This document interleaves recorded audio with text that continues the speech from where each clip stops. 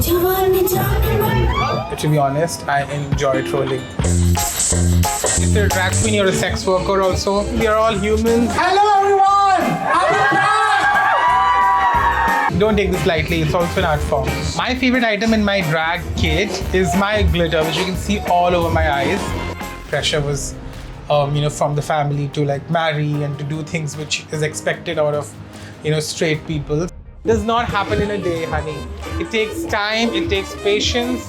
It's about loving yourself. It's about taking it one day at a time. Who is your drag persona? Why do I tell you when I can show you? I've come to see how a human rights lawyer by day, Aishwarya Ayushmaan, becomes Lush Monsoon by night. Come along. So right now I am here in the red room, and this is where the transformation happens. I am waiting for them to arrive, and let's see how it goes.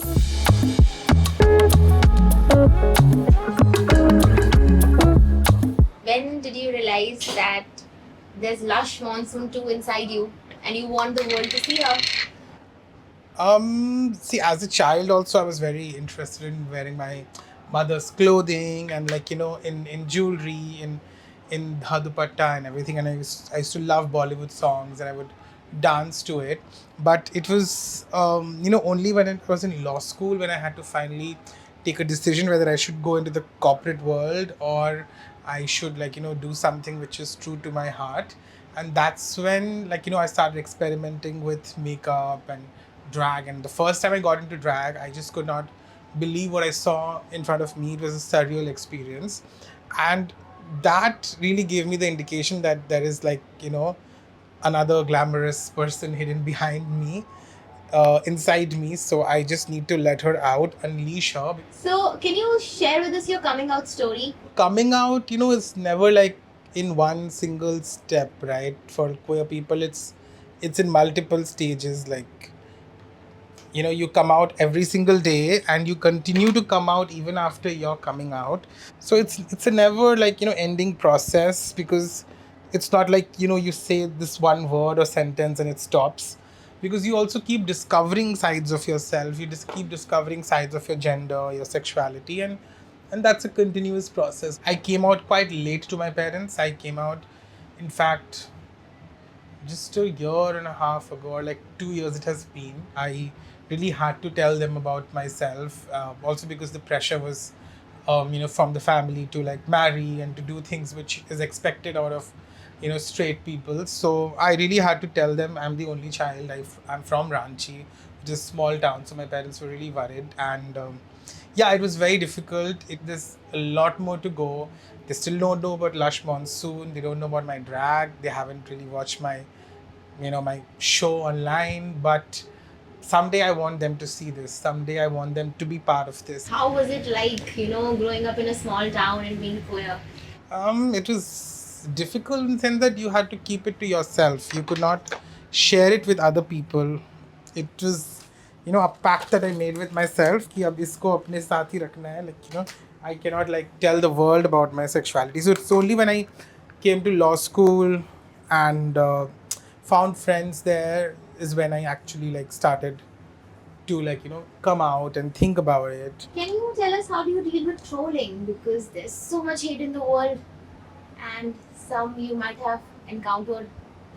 To be honest, I enjoy trolling because I don't mind it at all. But for me, it always amuses me of the opinions people have. I'll tell you something. When I first did my first Brut interview, which was in 20, I don't know when it was, but it was just after I had started doing drag. And that video got so much of hate comments, I can tell you. And that was the first time that I was reading those hate comments. People were like, अच्छा, माँ बाप को पढ़ाने का कोई फ़ायदा नहीं हुआ, because lawyer बना के क्या फ़ायदा हुआ जब यही करना था, drag करना था, and how are they looking on stage, what is this makeup and everything. But it really made me laugh, because I'm this reflects more about the person who's commenting than it's about me. And we had done this whole shoot inspired by the courtesans of India, and it was not too that, and a little bit of reference to Hira Mandi as well, the TV show. I saw it on Instagram. And the comments that we got on that, from people from the community and from outside as well. अच्छा ये लोग they are not Hira Mandi, look kya kar rahe hai, this and that. But for me, like, I am looking beautiful in that video, and that's all that matters to me. What's one stereotype about drag queens that you're tired of hearing? It's not just one stereotype, it's many different stereotypes. Firstly, people, usually think if you're a drag queen, you're a sex worker also. Both are respectable professions and both should not be confused with each other. Also, people think that drag queens are like, easy. They don't take us seriously sometimes as an art form. And it is, as you can see, a long process. It takes a lot of effort. It takes a lot of like beauty and sense and mehnat. So don't take this lightly. It's also an art form. Can you show us your favorite item in your drag kit and why? My favorite item in my drag kit is my glitter, which you can see all over my eyes, because that's what brings the Lush Monsoon mug alive. So yeah, that's my most favorite item. Can you tell me, who is your drag persona and how is she different from the real you? My drag persona is also the real me, to be honest. It's just a hidden side of me, but she's more glamorous, she's more fierce, she's more unapologetic. But why do I tell you when I can like show you?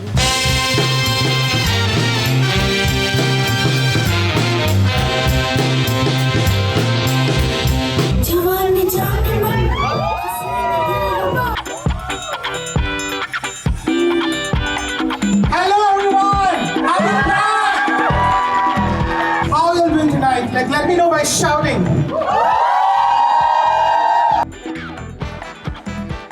Does not happen in a day, honey. It takes time, it takes patience. It's about loving yourself. It's about taking it one day at a time.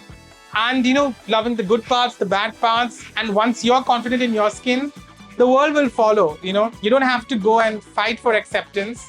You have to accept yourself. And everybody else will fall into place. So, what role does drag play in queer visibility in India? I mean, you just saw, right, how people come around a drag show.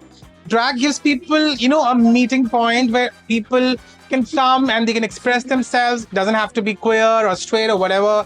There are no labels. If you want to feel free, if you want to express yourself, come to a drag show, and that's how drag creates community. What does pride mean to you beyond parades and glitter? I mean, beyond parades and glitter, pride is just about, asserting yourself, asserting your identity and claiming your space. And one more thing that pride always reminds me is that, none of us are free until everyone is free. So it's important that we pay attention to everyone and we uplift everyone. And unless all of us are free, it really doesn't matter. It doesn't matter if you're gay, straight or bi, transgender, bisexual or whatever. We are all the same, we are all humans, and we all need to uplift each other. One thing to your younger self, what would it be? Yeah, that's a very difficult question. Because, as a young child, 5-year-old me who was, playing with my mother's bangles, and I was scolded by my mother, and I was so scared to do that anymore. I just want to tell myself that it gets better. You will come into your own. You will find the people that will help you out. And you will be the fabulous diva that you always meant to be. You know it yourself, but the world will discover it soon. Just have patience. Even though it seems impossible, it will come to you. Thank you so much, Lush, for talking to Brut. Thank you, Brut, for coming along with me on this journey. I hope you all had a great time. This was your first time at a drag show in India, probably. And I hope you keep coming and following us all drag queens, because we need your support to keep this art form thriving.